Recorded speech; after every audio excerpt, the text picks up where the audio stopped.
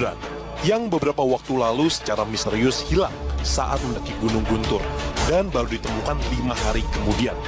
Gibran pergi dengan ke-13 teman-temannya dan bermalam di area pos 3 Gunung Guntur. Esok harinya, saat akan melanjutkan perjalanan menuju puncak Gunung Guntur, Gibran memilih untuk tak melanjutkan perjalanan dan bertahan di tenda. Hal aneh pun terjadi.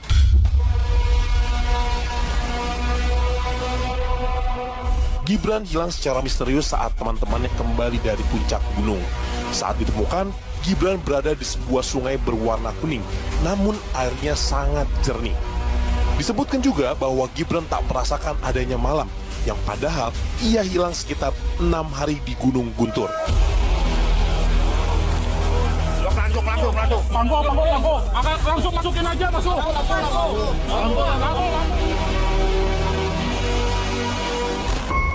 Menurut warga sekitar, mereka sudah terbiasa dengan cerita para pendaki yang disembunyikan. Dan salah satu makhluk halus tersohor di Gunung Guntur yaitu sosok cantik berbaju merah. Itu gimana Bu yang diceritain Gibran pada saat di Curug? Ya waktu itu Gibran itu setelah tidur bangun itu, ya langsung bangun itu dia rasakan ada di sungai, ada di Curug. Tidak ada tenda, tidak ada apa-apa. Jadi berupa curug aja gitu. Begitu bangun, kok aku ada di Curug. Lalu banyak orang-orang ya, seperti perkampungan, tapi tidak dikenal sama Gibran, mukanya tidak kelihatan. Jadi ada yang ngasih makan, 3 orang perempuan. Dia ngasih makan, "Dek, ini makan." Dia langsung pergi. Jadi kayaknya sehari 4 kali dia ngasih makan. Jadi pas hari Kamis itu udah numpuk Makanannya? Iya. Jadi Gibran tuh hanya diam aja di tempat tersebut? Diam. Berada di tempat yang bisa disebut dimensi lain ini, Gibran sempat menjumpai sejumlah sosok, mulai dari yang menawari sebuah makanan hingga menahannya untuk tetap berada di tempat itu. Hingga akhirnya, setelah berusaha keras, Gibran berhasil keluar dari tempat tersebut. Jadi 5 hari itu kayak 1 hari. Jadi 6 hari kayak 1 hari. Jadi malam Jumat malam. Jadi pas malam Jumat itu ya hujan deras di sana. Iya. Kan bikin ini kemah berteduh, seperti berteduh bikin gitu. Ya ada angin besar. Jadi ya rubuh. Jadi terbentuk ada batu di atas karena kepala langsung mimisan. Terus udah mimisan langsung tidur ya. Pas bangun udah sadar, ini lagi di mana sih? Ada yang ajan tuh, ada yang ajan di atas bukit. Pas naik bukit terus, ya nggak sampai naik bukit, ya diulang terus di situ terus. Pas mau sampai ada yang ngedorong di depan. 4:30 tuh, ada yang nyelamatin, ada yang teriak dari bawah, "Gibran!" Langsung jawab, "Di sini." Dia langsung naik ke atas, dikasih makan dulu. Udah makan, ya sebentar sih makan. Oh, ini udah ketemu sama Mang Ade? Iya. Mang Ade di sini dulu dong. Ini baru habis bangun pingsan. Enggak, ayo langsung ke bawah aja. Pingsan ada di bawah. Kesaksian Gibran ini menjadi sebuah keanehan yang nyata, di mana memang banyak sekali mitos-mitos di Gunung Guntur yang ia daki saat itu. Ada yang menyebutkan pantangan saat mendaki di Gunung Guntur adalah tak boleh bersiul, memainkan suling, membiarkan api dalam keadaan menyala. Bahkan dilarang untuk menanyakan arah jalan. Sebuah pantangan yang cukup aneh, bukan?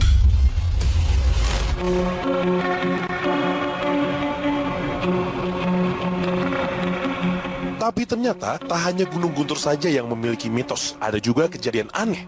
Di Indonesia, ada juga beberapa gunung lainnya yang memiliki mitos dan pantangan yang tak boleh dilakukan oleh para pendakinya.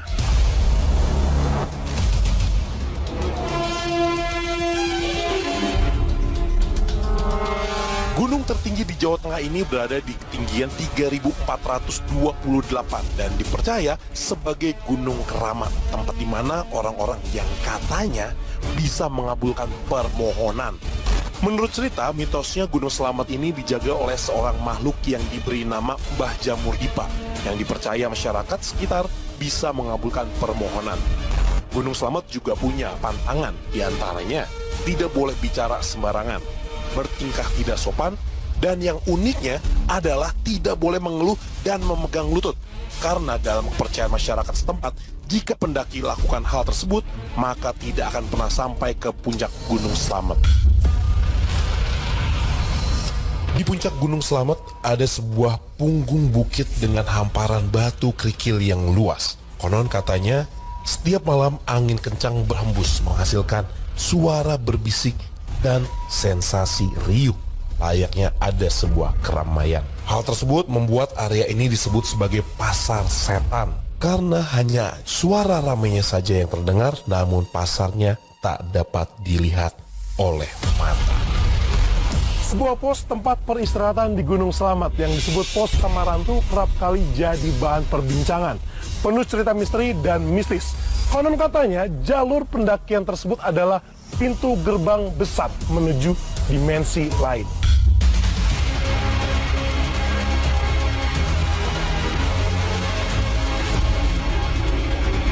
Pada tahu nggak sama bunga Edelweiss? Bunga yang dijuluki sebagai bunga abadi karena bisa kelihatan tetap segar dalam waktu lama meskipun sudah dipetik. Namun, butuh waktu 10 tahun untuk bunga Edelweiss mekar. Keindahan bunga Edelweiss bisa kalian nikmati di Gunung Ciremai, Jawa Barat. Keindahan alam di Gunung Ciremai tak perlu diragukan lagi, pun dengan mitos dan juga pantangannya. Para pendaki Gunung Ciremai ini sering sekali mendengar suara gamelan yang melantun di tengah perjalanan saat mendaki. Tak pernah diketahui dari mana suara itu berasal, tapi dipercaya hal itu merupakan ulah makhluk tak kasat mata yang ingin membuat para pendaki tersesat. Selain sesosok makhluk, suara gamelan ada juga mitos aneh yang harus dilakukan oleh pendaki sebelum memulai perjalanan ke Gunung Ciremai. Yaitu kalian harus lakukan ritual injak bumi 3 kali. Dan memberikan salam untuk permisi. Memang alam memiliki banyak rahasia, deretan mitos-mitos pun selalu ada di setiap wilayah gunung. Tapi kembali lagi pada diri masing-masing. Apakah menganggap itu sebagai kebenaran atau hanya mitos belaka? Di balik mitos-mitos dan kisah misteri, alam pun memiliki keindahan tersendiri. Kalau disuruh pilih, kalian mau berwisata karena cerita misterinya atau karena keindahan?